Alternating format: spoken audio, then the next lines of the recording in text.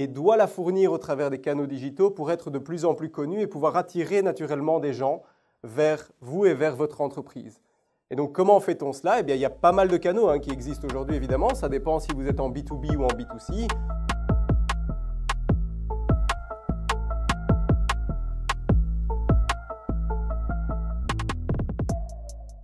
Bonsoir à tous et bienvenue dans cette conférence sur la digitalisation et particulièrement axée sur l'acquisition des clients au travers du digital. Donc, organisée de main de maître par le Cercle de Wallonie et le Studio Ecolis. Donc, merci à vous pour ça d'avoir organisé cette conférence-ci. Alors, l'idée d'aujourd'hui, c'est vraiment de passer à travers tous les chemins d'acquisition client au travers du digital. Donc, on va pouvoir le voir ensemble.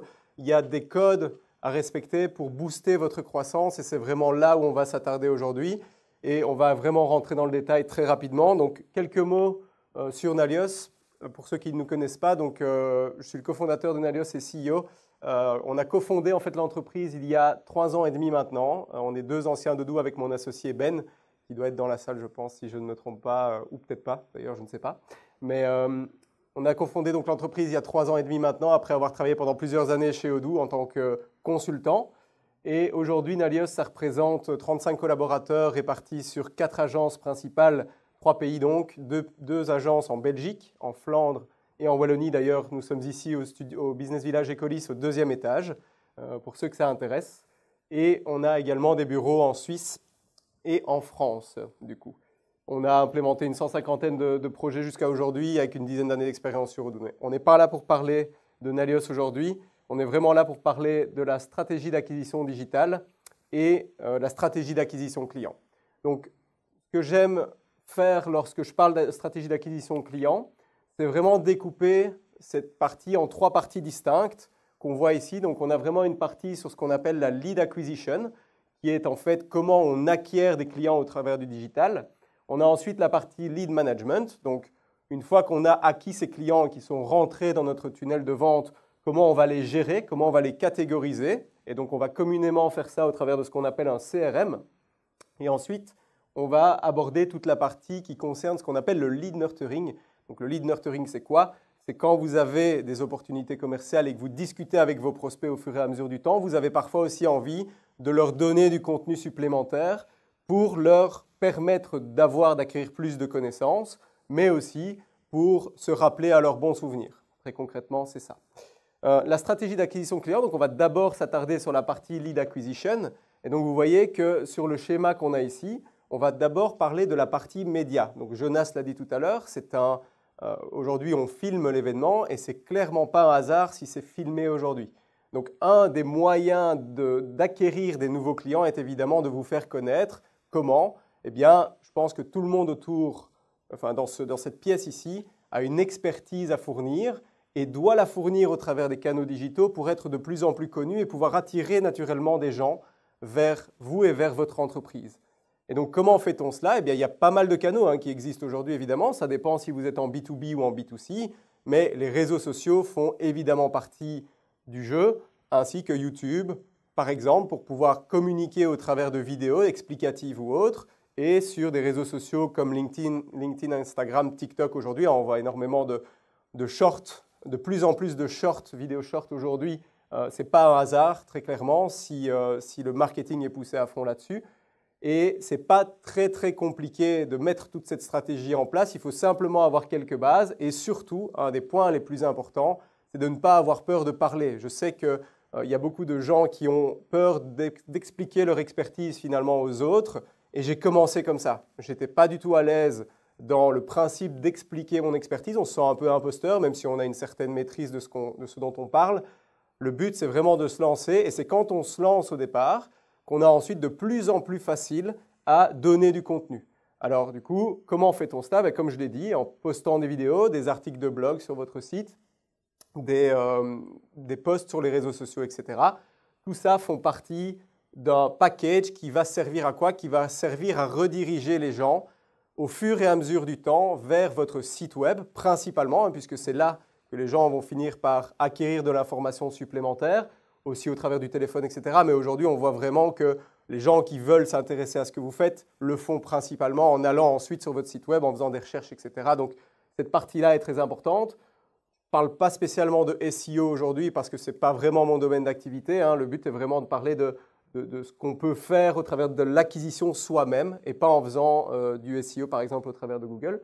Et donc, l'idée est de rediriger vers votre site web qui va ensuite servir vraiment comme entonnoir pour récupérer des informations de prospects. Et donc, vous voyez ici, on a 3 parties que je distingue.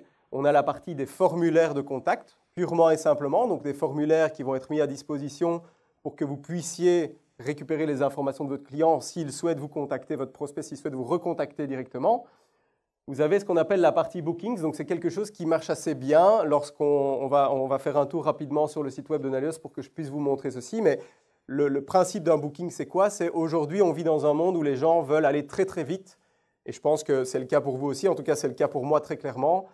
Quand je cherche quelque chose, je veux aller très vite et obtenir l'information très vite. Et donc, je veux pouvoir discuter avec quelqu'un très rapidement.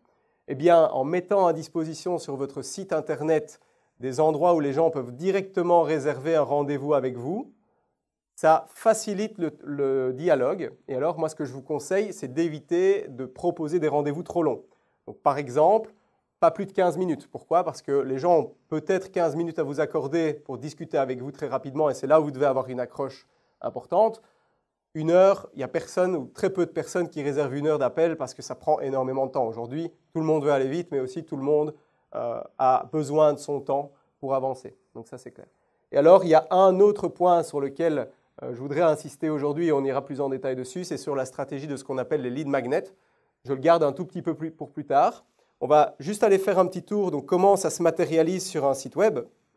En fait, si vous regardez ici, dès que vous arrivez sur la page d'accueil du site web, vous avez directement des boutons, des call to action qu'on appelle ça. Donc, ce sont des boutons d'action qui appellent l'utilisateur et le visiteur de votre site à faire une action, à donner ses coordonnées, à vous contacter.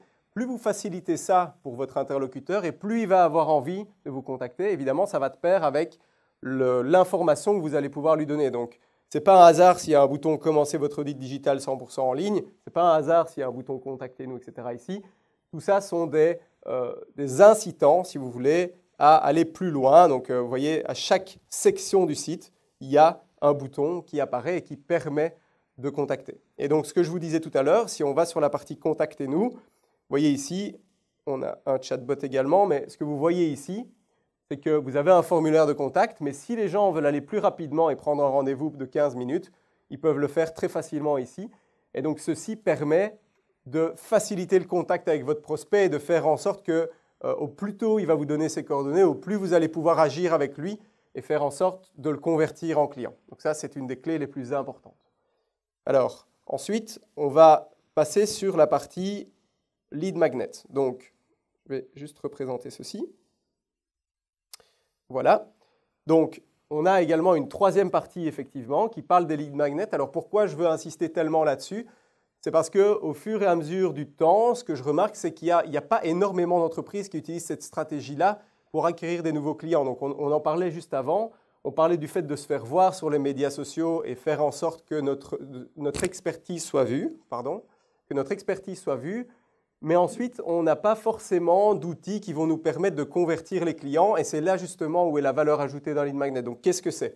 C'est un contenu, en fait, qui va être donné à disposition de votre prospect, mais gratuitement, très souvent. Donc, vous le verrez. Donc, télécharger notre guide digital gratuitement, ce n'est pas vraiment gratuit, en réalité. Qu'est-ce qu'on demande derrière la gratuité de cet e-book, de ce document? C'est les coordonnées du client. Pourquoi fait-on ça? Parce que si un prospect a téléchargé notre guide, il y a de fortes chances que le contenu qu'il soit à l'intérieur de ce guide l'intéresse, forcément. Et donc, en faisant des guides, en proposant des guides à vos clients, et on va rentrer vraiment en détail sur comment le faire, vous allez pouvoir aussi, en même temps qu'il vous donne ces coordonnées, catégoriser la personne. Donc, typiquement, si je devais prendre un comparatif, si je suis une entreprise de chauffage, climatisation, et que je crée un lead magnet, donc un PDF par exemple, qui dit les 5 choses à savoir pour entretenir sa climatisation. Quand vous avez le client au téléphone qui a téléchargé le guide, ne lui parlez pas de chauffage. Vous avez déjà l'information pour lui parler de la climatisation, donc vous savez déjà là où il veut aller. Et donc, ça donne une notion aussi de personnalisation du contact qui est extrêmement importante dans la gestion des ventes. D'accord? Donc, les formes de lead magnet. Qu'est-ce qu'on peut faire pour créer un lead magnet en fait? On peut créer des livres blancs. Donc un livre blanc, c'est quoi? C'est un document PDF qui va permettre de donner de l'information à votre client, à votre prospect. C'est par exemple les 7 indispensables pour digitaliser votre entreprise, les 5 erreurs à ne pas commettre pour faire une installation de chauffage, etc. etc. D'accord? Donc l'idée, c'est vraiment de créer un document écrit qui va être donné à votre prospect. On peut créer ce qu'on appelle aussi des audits digitaux. Donc typiquement, si vous avez une possibilité de vendre un service par exemple, c'est l'un des exemples les plus importants, eh bien vous pouvez donner à votre client la possibilité de répondre à un sondage pour en savoir plus sur ce qu'il souhaite faire. Donc typiquement chez Nalios, on a un audit digital sur la digitalisation et donc on donne une idée à notre prospect du niveau de digitalisation sur lequel il est en ce moment et qu'est-ce qu'on peut faire pour l'aider. Ça c'est quelque chose qui marche extrêmement bien puisque le client n'a pas besoin de discuter avec quelqu'un au départ s'il est vraiment dans une optique de se renseigner. Il n'a pas forcément besoin de prendre le temps de discuter avec quelqu'un qui va essayer potentiellement de lui vendre directement. On a évidemment, et ça c'est un des points les plus intéressants, ce sont les études de cas, donc les témoignages clients qui peuvent revêtir plusieurs formes. Ils peuvent directement être gratuits, donc ça va dépendre. Est-ce que vous voulez donner une étude de cas à vos prospects ou vos clients qui soit publique pour de la notoriété, etc. Ou est-ce que vous voulez donner des études de cas un peu plus complexes qui rentrent plus dans le détail, auquel cas vous pouvez aussi le mettre au travers d'une demande de renseignement de leur part. Vidéo tutoriel évidemment et webinaire sont 2 autres aspects. Donc typiquement quand vous créez un webinaire pour expliquer quelque chose à quelqu'un, eh bien vous allez le faire rentrer, le faire s'inscrire en tout cas et il va vous donner ses coordonnées puis il va assister au webinaire. C'est aussi une des manières de faire un lead magnet.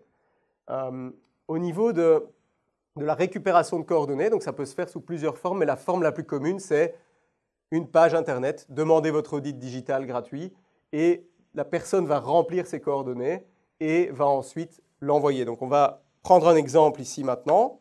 Quand on va sur notre site et qu'on va dans la partie des ressources, on a nos livres blancs qui sont ici.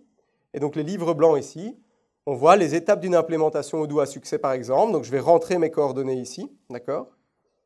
Comme ceci, et je vais l'envoyer. Une fois que c'est fait, j'ai un message sur mon site. Ça, c'est aussi quelque chose de très important. C'est que n'oubliez pas que votre but, c'est de donner de la valeur systématiquement à vos prospects, à vos clients. Plus vous allez leur donner de la valeur, plus vous inspirez confiance et plus on va vouloir travailler avec vous le jour où ils décideront d'avoir ce besoin-là. Ils vont tout de suite penser à vous. Et donc, vous voyez ici, cliquez sur le bouton ci-dessous pour télécharger le guide. On a donc le guide téléchargé et en plus de ça, eh bien, on a une petite vidéo qui donne de l'information supplémentaire. Donc, par exemple, ici, c'est un témoignage client qui dit « Tiens, je suis passé de Salesforce à Odoo, voilà comment je l'ai fait ». Ça permet d'intéresser un petit peu plus votre prospect et pourquoi pas qu'il vous contacte. Et donc, vous pouvez faire ça avec à peu près tout et n'importe quoi. Vous pouvez faire une deuxième vidéo explicative qui va expliquer d'autres choses par rapport à votre métier. Donc, un des points à retenir, c'est évidemment, il ne faut pas hésiter à se lancer dans ce genre de choses. Ça paraît fastidieux, ça paraît long, mais quand on met ça en place, c'est mis une fois en place, et puis c'est automatique. Il n'y a plus personne qui gère cette page. Les gens viennent automatiquement sur la page, remplissent ses coordonnées, il y a un prospect qui arrive sur notre site, sur notre CRM, et donc on aura l'occasion de le voir tout à l'heure.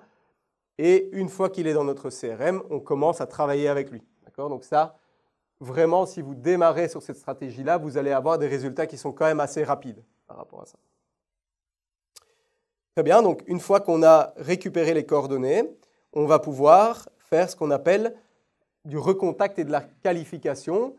Et alors là, ici, on entre dans des étapes de ce qu'on va appeler, soit vous avez un commercial qui va pouvoir directement recontacter la personne en lui disant « Tiens, j'ai remarqué que vous avez téléchargé notre guide, j'ai remarqué que vous avez vu notre vidéo. Est-ce que vous avez des questions complémentaires par rapport à ça? Est-ce que je peux vous accompagner? Est-ce que je peux vous aider ?» Donc on rentre vraiment dans cette étape de personnalisation au travers du digital. C'est comme ça qu'on arrive à faire beaucoup plus de volume que ce qu'on faisait précédemment parce qu'on a plus de rentrées de prospects et on peut plus facilement avoir accès à de plus en plus de personnes.